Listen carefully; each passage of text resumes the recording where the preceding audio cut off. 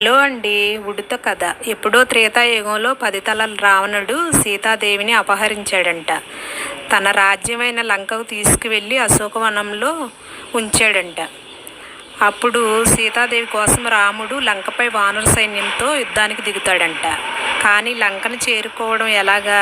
మహాసముద్రం అడ్డుగా ఉంది అని చెప్పి ఆలోచించి రాముడు సముద్రంపై వారధిని నియమిస్తాడంట.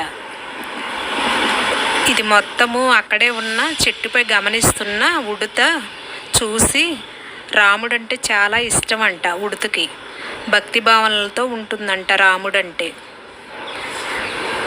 అప్పుడు నేను కూడా రాముడికి ఎలాగైనా సాయపడాలి అని చెప్పేసి ఆ చెట్టు దిగి వచ్చి ఆలోచించిందంట, నేనేం సాయం చేయగలను అని.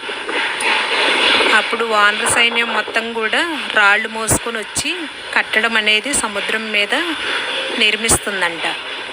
నియమిస్తుంటే అప్పుడు ఉడత ఆలోచన వచ్చి సముద్రం లోపలికి వెళ్ళిద్దంట. వెళ్ళి ఇసుక మట్టి కూడాని మొత్తం దాని ఒంటి నిండా కూడా పూసుకొని వచ్చి రాళ్ల మధ్యలో చల్లడం మొదలుపెట్టిద్దంట.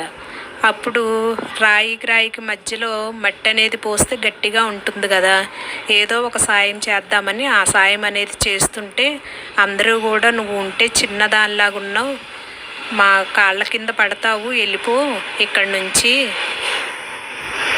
కాళ్ళ కింద పడిపోతే నీకు ప్రమాదం అవుతుంది అని వానర సైన్యం అంతా కూడా వెళ్ళిపో అని తిడుతూ ఉంటారంట.